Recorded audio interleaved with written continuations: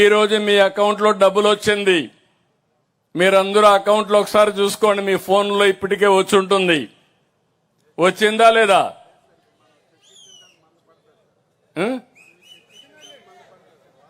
ఇంకా మంది వేయలేదా? వేసారా లేదా?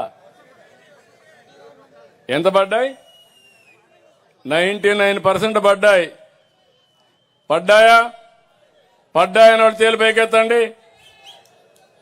99% వచ్చాయి. ఫోన్లు లేని వాళ్ళు ఉంటే తప్ప అందరికీ వచ్చాయి. చూసుకోండి, ఒకసారి చెక్ చేసుకోండి.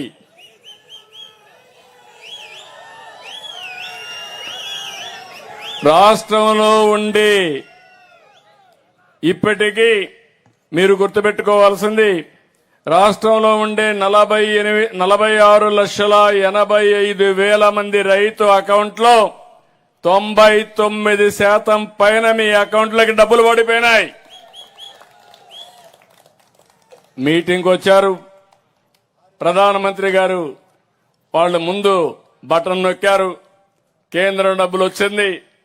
ఆ మీటింగ్ అవుతాన్ని మనం బటన్ నొక్కాం, మన డబ్బులు కూడా మీ అకౌంట్లోకి వచ్చాయని చెప్పి నేను మీకు తెలియజేస్తున్నా. దీంతో నేను ఆగడం లేదు. రైతాంగాన్ని సిద్ధం చేయాలనుకుంటున్నాను. నేను చెప్పిన 5 పాలసీల్లో రాబోయే వారంలో 6 రోజులు ఈ రైతుకు సంబంధించిన నాయకులందరూ మీ ఇళ్లకు వస్తారు. ప్రతి రైతును కలుస్తారు. మీ యోగక్షేమాలు తెలుసుకుంటారు. ఈ ప్రభుత్వం ఏం చేస్తుందో ఆ విషయాలు కూడా మీకు ఎక్స్ప్లెయిన్ చేస్తాం. 1 నీటి భద్రత, 2 డిమాండ్ ఆధారిత పంటలు. మీరు ఈ విషయం గుర్తుపెట్టుకోవాలి. భవిష్యత్తులో పాత రోజుల మాదిరిగా అందరం ధాన్యమే పండిస్తే, వరే పండిస్తే ఇప్పుడు వరి తినేవాళ్ళు లేరు. ఎందుకంటే చాలా మంది ఎవరైతే బియ్యం తింటామో వాళ్ళకు డయాబెటిక్ వచ్చే పరిస్థితి వస్తూ ఉంది, కార్బోహైడ్రేట్స్. అందుకే ఆహారపు అలవాట్లు మారిపోయినాయి.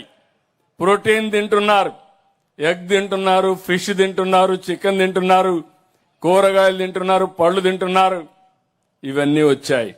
అందుకే నేను కూడా ఆలోచించాను, ఏదో మొండిగా పోతే గోడ దెబ్బ తగులుతుంది.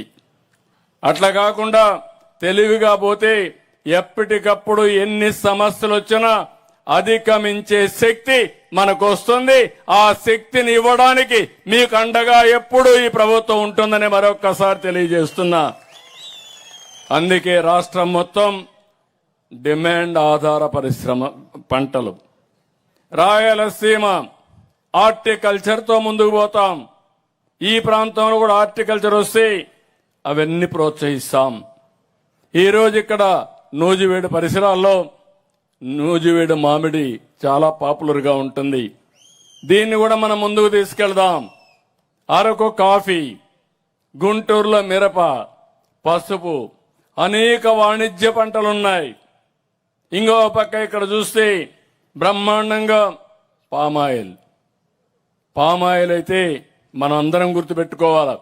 ఎవరి వల్ల మీ జీవితాలు బాగుపడుతున్నాయో అలాంటి వారిని, ఆ పార్టీని ఎప్పుడూ గుర్తుపెట్టుకోవాలి. ఈ రోజు రాయలసీమలో, ముఖ్యంగా ఆంధ్రప్రదేశ్లో పామాయిల్ వచ్చిందంటే అది ఎన్టీ రామారావు గారు చూపించిన చొరవ, ఆయన తీసుకున్న ఒక నిర్ణయం. ఈరోజు అలాంటి పామాయిల్లో నేను ఆలోచించింది, ఏదైతే ఇంటర్నెట్ క్రాప్ రావాలని కోకో ప్రోత్సహించాం.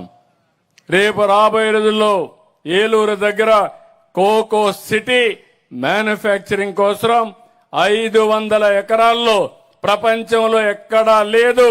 అలాంటి కోకో సిటీ ఇక్కడ తీసుకొచ్చే బాధ్యత ఈ ప్రభుత్వాన్ని చెప్పి కూడా నేను మీకు తెలియజేస్తున్నా.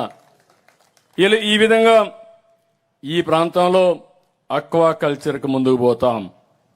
ఎంతైనా పర్వాలేదు, ప్రపంచానికే ఒక ఆదర్శంగా పంటలకు వెళదాం. కాబట్టి మీరు కూడా మీ ప్రాంతంలో ఏ పంటలు వేయగలుగుతారో చర్చించండి. ఫార్మర్స్ ప్రొడ్యూసర్స్ ఆర్గనైజేషన్లు పెట్టుకుందాం. దళారీ వ్యవస్థ లేకుండా చేద్దాం. మీకు అండగా మేము ఉంటాం. అన్ని విషయాల్లో అగ్రి టెక్ను ఉపయోగిద్దాం. డ్రోన్లు ఉపయోగించుకుందాం, మైక్రో ఇరిగేషన్ పోదాం.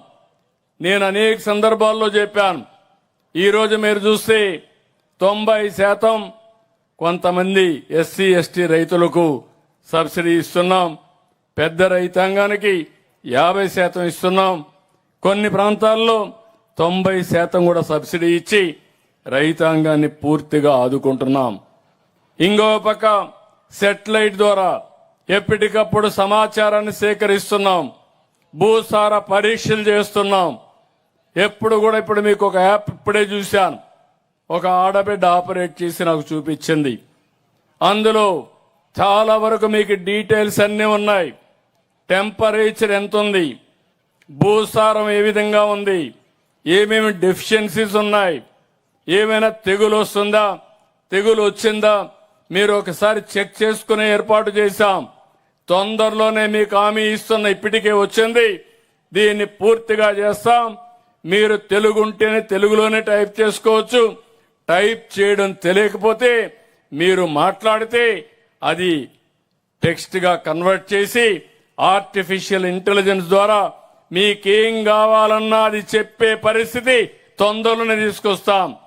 మీరు సైంటిస్ట్ కావాలనుకుంటే ఏ అగ్రానమిస్ట్, ఆర్టిఫిషియల్ ఇంటెలిజెన్స్ అగ్రానమిస్ట్ మీకు అందుబాటులో ఉంటారని చెప్పి కూడా నేను మీకు తెలియజేసుకుంటున్నా.